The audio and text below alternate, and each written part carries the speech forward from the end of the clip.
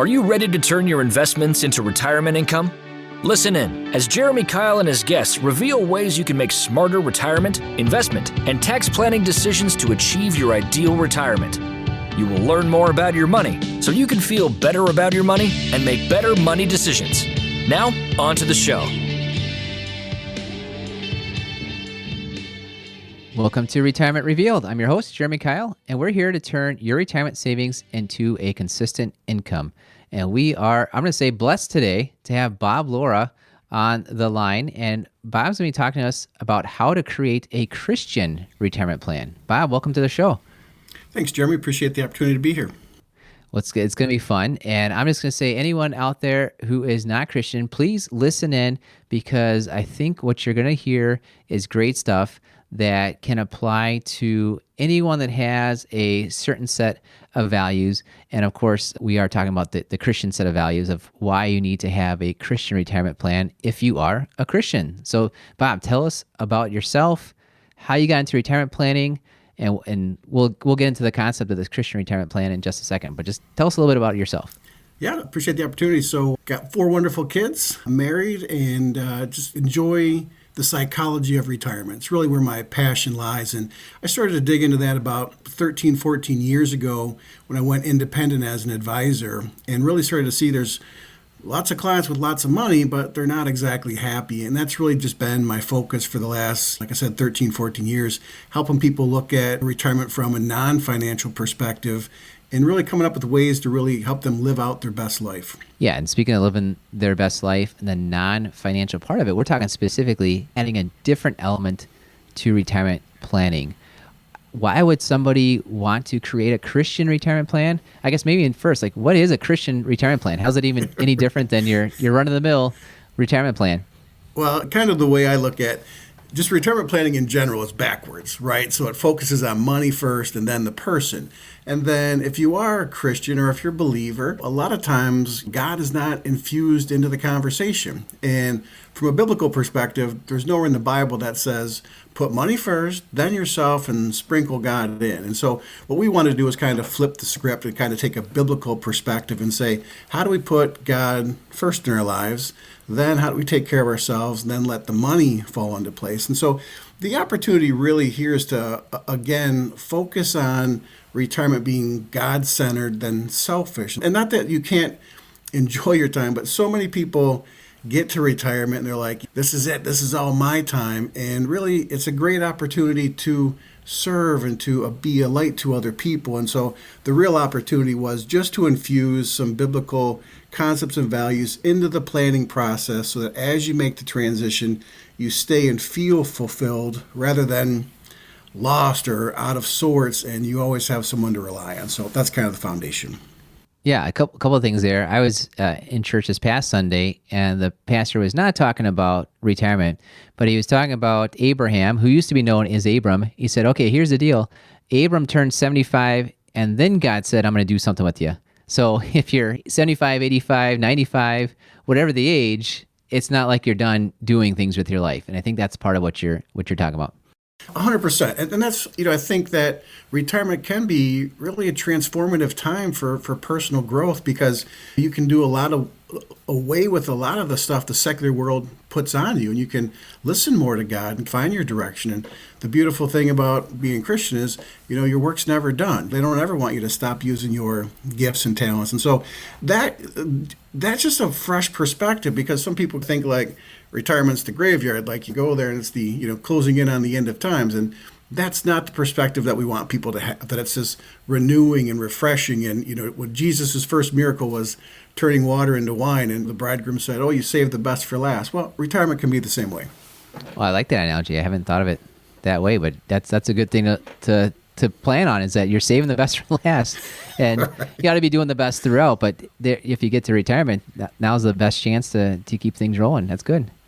Yeah, exactly. You had said something earlier to me about people often confuse who they are with what they do, and I think that's probably why this retirement transition can be, maybe, soul searching is maybe the right word, or just kind of a big reckoning of who am I?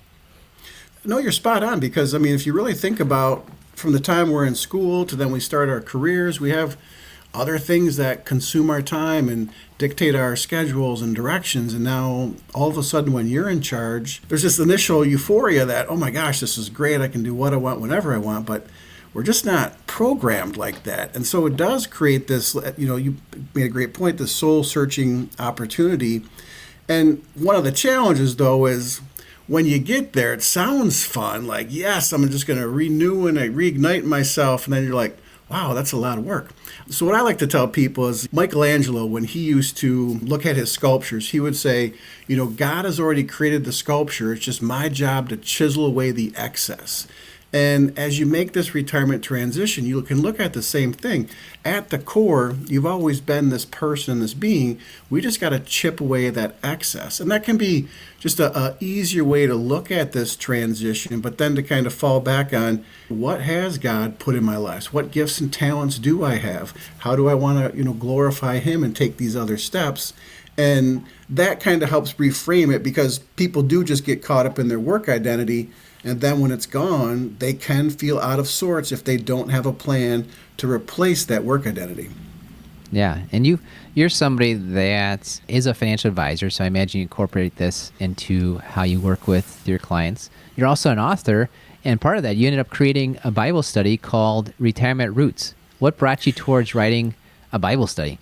Yeah, so it was interesting because, I'd written a secular version of the book called Naked Retirement. That was my first book. And Naked Retirement conceptually is just stripping out old and outdated beliefs. And then about 5 years later, I was in church and my pastor was doing a series, and it sounded like he read something out of one of my chapters and he applied a biblical perspective to it. Same thing happened a week later, and then a third week. So 3 weeks in a row, it felt like a chapter of my book was being used for part of his sermon.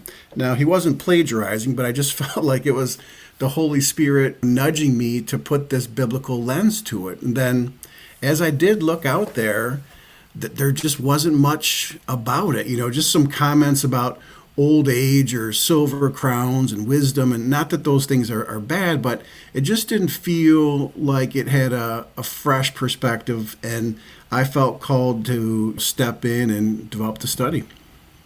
Yeah, no, so I'm somebody that my kids are younger, first grade and fifth grade. Of course, they seem older every day, which I think they are. They are actually older. We're all getting older every day. But so I've oftentimes seen the Bible studies of parenting and relationships and marriage and things like that.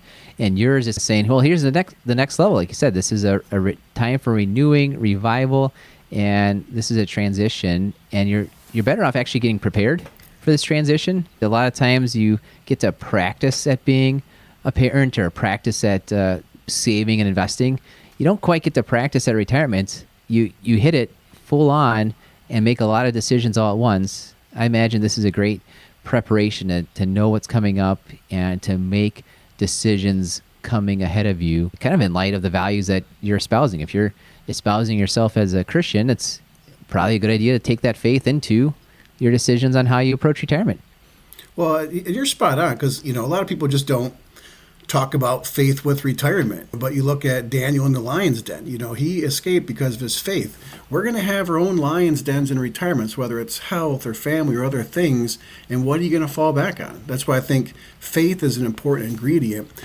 And the study's powerful because it brings people together. And I think what I have found with retirement is like, it's this big thing. It's, it's exciting. We want to get there, but then you get there and you're like, oh my gosh, what did I do? And so to be around other people to talk about it, talk about what does a perfect day or a perfect week look like? How do I want to use my gifts and talents? Do I want to start a nonprofit? Do I want to volunteer? Because what ends up happening, what most people don't realize, is you lose more than you gain when you transition into retirement. People think they're going to gain time and freedom, and they do, and that's great, but you lose routine, you lose perspective, you lose purpose, you lose social connection, you lose physical movement, you lose mental stimulus. And if you don't have a way to replace that, that's when you fall short. That's when you struggle with the transition. And so by thinking and talking about that with a group, you not only can come up with your own stuff, but hear from other people on how they're going to do. And it does make the transition a lot smoother. Yeah, I like that community aspect. I think that's what people are called to do, is to live in a community and improve their community. And I'm going to repeat, because you told me this yourself. I'm going to repeat kind of a challenging statement that you have, but then also we'll go through next some of the ways that I think you can meet that challenge. So your statement that you, I think it's on your website, or you told me earlier, it says, nowhere does Scripture offer ideas or suggestions for living a leisure-filled, self-serving life. There's no extra commandments or prophet that says you can sit on the couch all day, let your relationships deteriorate, give up on your health and well-being, stop using your gifts and talents, and most of all, stop serving others. That's kind of provocative, but I think you're just bringing it all out there. Well, and again, like, I think the whole perspective is a lot of people portray retirement as life ultimate goal, but it's not. Getting into heaven is. And you can't store up treasures on earth. We hear these scriptures, we hear these things. And again, when you get to retirement, it doesn't mean you just quit everything. And now it's just you watching TV and political TV and complaining about the Second Amendment or the Fifth Amendment or why that's whichever your favorite one is, right? Right. It's not why you were put here. You have purpose, and you can take this time to really discern what that is and not be late. And I think the hardest thing is those relationships, because we're supposed to be a light and salt to the earth, to others, and that just isn't always the case. People just press the pause button, and we're not saying you got to go out and evangelize or you got to give all your money away. It's just little things, but if you're not aware of it or focused on it, they're going to kind of fall by the wayside and fall out of date. Yeah, and I'm going to go through a few of the areas that you mentioned. Here's what the videos, there's a workbook. You can go through this. I suppose you can even go through it on your own, but it'd be nice to do it with others, because you can get their perspective. Maybe some people that are already retired and people that are planning on retirement. That'd be a good mix, I think, to help each other out there. But one thing is, it says it helps reduce retirement stress and worries by aligning your thoughts and actions with God's Word.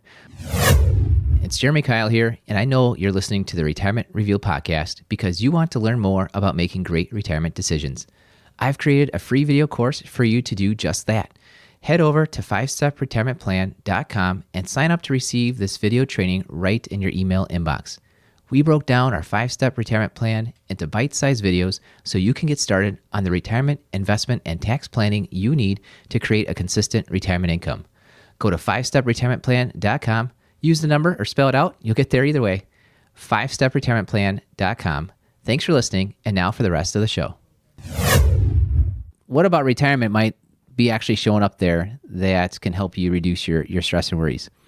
Yeah, the biggest thing is money. So one of the exercises we take people through is really to kind of drive down at their core values. And we kind of use this process where we talk about a no regrets retirement. So if we take you through this process to talk about what are some things you would regret, it brings to life what's really important to you.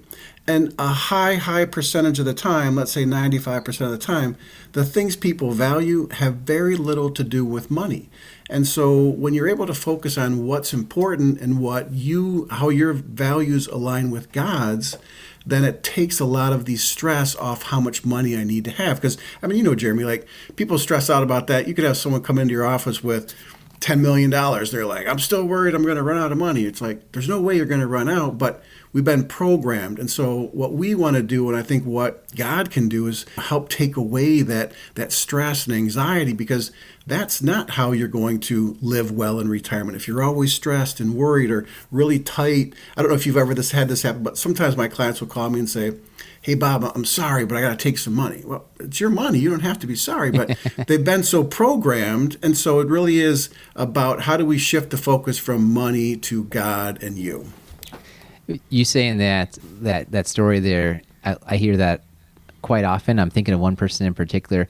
They would call up and they'd ask for a few $100s out or $1,000 up because something came up, they needed new tires, but it's only this one time. And then the next month, same thing. But it's only this one time.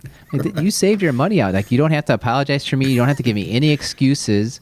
And I said, by the way, it's probably a lot less stress if you just take $1,000 out every month instead of letting the worries and bills pile up to the end. And then, oh my goodness, I got to call Jeremy and figure this out. Like, just, you're consistently needing this. And that's what you save the money for, is to live your life. Go live your life and don't apologize for it. Exactly. Yeah. Well, a few other things that your study goes through, you say you'll retire with clarity, purpose, and direction. And I just imagine if you have that clarity, if you have that purpose, if you have that direction, that right there will reduce the retirement stress and worries because you know what you're living for, what the purpose of the money is. There's less worry around the ups and downs of the market and more aligning with this is what you want to do, and you're going out there and doing it, and you'll have the time to do it then. Well, you're spot on. It just, that's the big thing. When people leave the workplace, they just don't have a plan. And so by just thinking through this, like one of the things we do is called a curious list. And it's just saying, let's list some things that you're curious about. Because it's not a commitment or a to-do list or a bucket list. It's just saying you're curious, and curiosity creates motivation. And so that helps replace a person's work identity. It helps fill their time. And it doesn't mean they have to do it right away, but it starts to get them thinking about, okay, this is how this is going to look and feel. This is where I'm going to spend my time. This is what's important to me. And when you have that confidence, when you have a plan, that reduces fear and anxiety. And those are the ultimate killers of goals and visions, is fear and anxiety, people being afraid to do it. And so we want to take some of that away by taking them, again, through some exercises to help them feel better about the transition.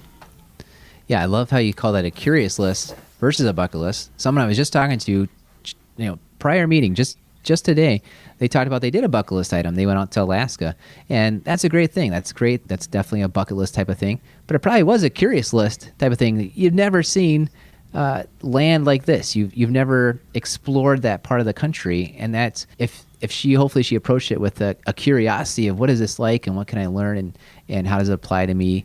That's better than checking off just okay, I did it. I had the bucket list. But even if you create the bucket list, I like that idea. Just change the name to curiosity list, and you'll probably have a different perspective for when you're going through and doing those bucket list items. Well, and I think, too, what we like to do with it, it's a refrigerator page. Put it on your refrigerator, just like your kids' drawings or other things. But it's a reminder because everyone, when they're working, says, oh, when I'm retired, I'm going to do this. And then they get there and they forget it all. And so we're just saying, put it on a piece of paper. And to your point, like, let's say you're curious about skydiving. It doesn't mean you have to go. It means you can watch a documentary on it. You can talk one of your friends into going or something else. You don't have to commit fully to do it. And I think that just takes the stress or the worry off, oh, I created this bucket list. Now I got to figure out how I'm going to do it. It's like, just be curious about it and let it take you where you want it to go. Get it. Well, I want to finish on a positive note. So I'm going to ask you this question first and then come up with the positive one next. So what you talk about in the Bible study is it helps you overcome the dark side of retirement. What is this dark side of retirement? How do we overcome it?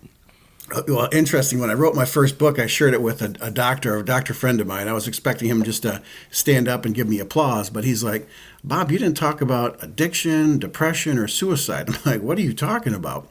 He had worked in a substance abuse facility, but rates of alcohol and addiction are super high with baby boomers. Same with rates of isolation. Like I think the last statistic I saw that 40% of people report spending most of their day alone. And rates of suicide are highest among white males over the age of 65.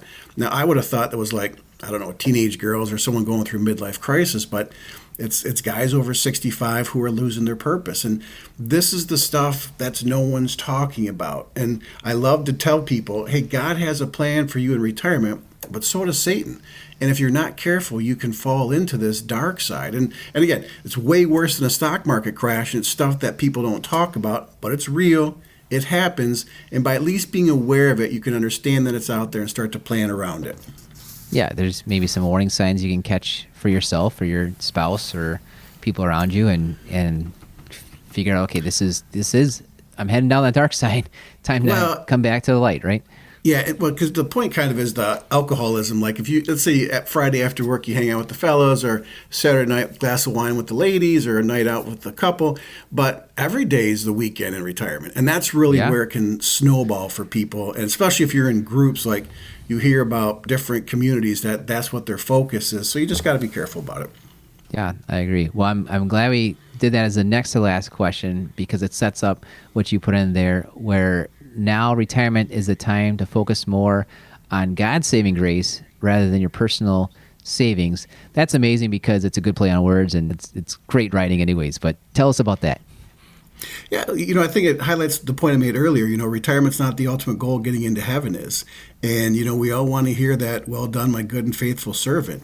And so it's meant to really be a focus factor, right? So we have mantras or quotes that we like or live by. Well, we can have them in retirement as well. And if we're focused on God's saving grace and our eternal life, that's a way better picture, that especially with the crazy world we live in. You can get caught up in all the stuff that's going on, but if you know God owns it all and he has a place for you, it can really change your focus and help you get through whether it's a tough day, tough week, or tough period in your life. Good. Well, if you're not a Christian and you're listening, there's so much great stuff here from Bob. The no regrets retirement, the idea of a curiosity list instead of bucket list, being careful of the dark side of retirement. And if you are a Christian, Bob, what should people do to reach out to you or get the Bible study? Yep, it's just retirementroots.org. And so you can go there, you can buy a less expensive version, like a PDF version. You get the 6 videos. If you do have an affiliation with Right Now Media, some churches have affiliations with there. You can watch the videos there as well. You can buy the packaging as a small group, as a couple. We've got it set up multiple ways. You can also just go to Amazon and get the book there as well if you don't want the videos. So plenty of choices. Just search Retirement Roots and it'll pop right up. Awesome. Well, thanks, Rob, for coming on and sharing with us, how to create that Christian retirement plan, why you might want to go ahead and do that. And just thanks so much for all you're doing. Thanks, Jeremy. I appreciate it. Thank you for your help. And thank you for listening to the Retirement Revealed podcast. We believe if you know more about your money, you will feel better about your money and you will make better money decisions.